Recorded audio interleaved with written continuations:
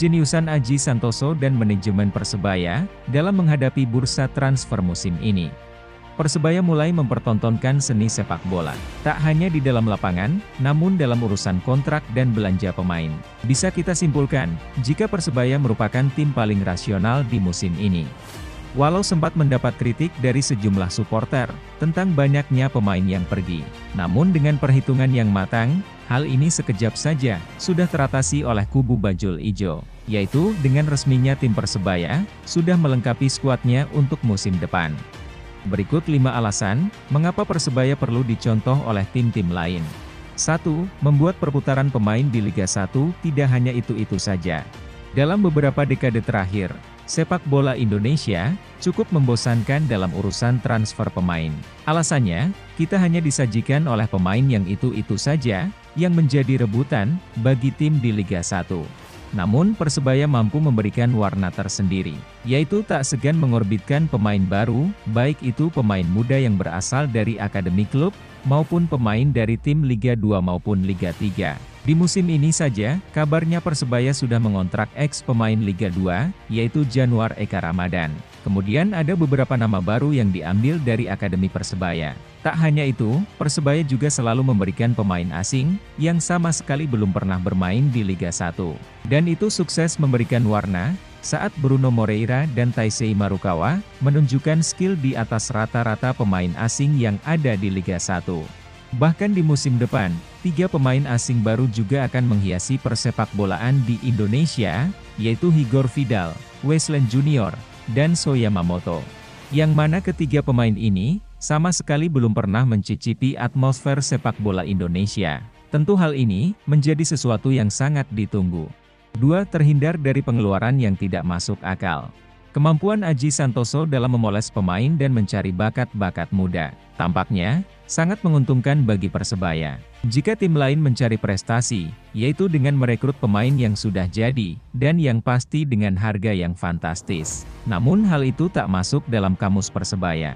Persebaya jelas merupakan tim yang paling menolak untuk menggelontorkan dana secara jor-joran, terlebih kompetisi kita yang masih acap kali menuai ketidakpastian. Kita ambil kasus dari seorang Taisei Marukawa. Walau sudah dijelaskan secara gamblang bahwa Marukawa pindah ke PSIS, motif utamanya adalah karena kedekatan PSIS dengan klub Jepang, yaitu Tokyo Verdy.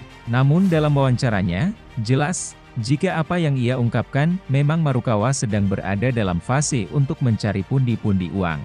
Tim yang mampu membayar dengan nominal paling tinggi, dinilai realistis akan dipilih oleh pemain Jepang tersebut. Bahkan dalam wawancara tersebut, Marukawa menyatakan gajinya setara dengan pemain di Liga 1 Jepang, lebih tepatnya tim Urawa Reds.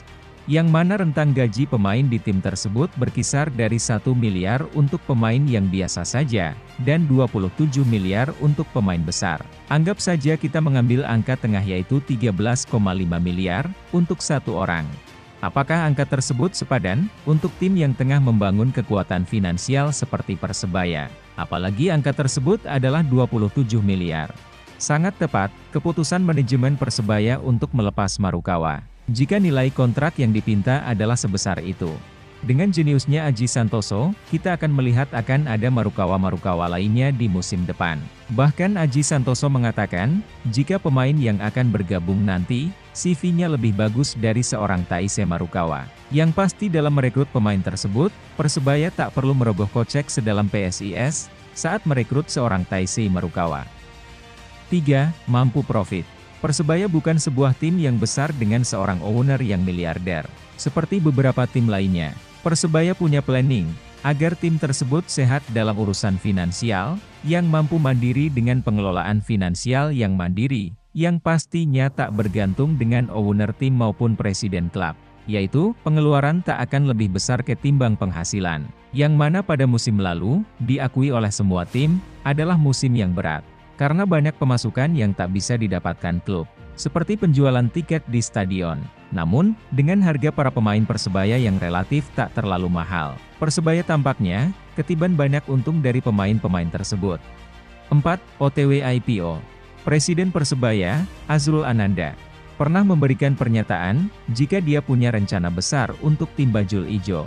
yaitu menjadikan Persebaya agar kuat, aman, dan mandiri. Untuk mencapai hal itu, Persebaya sudah harus IPO.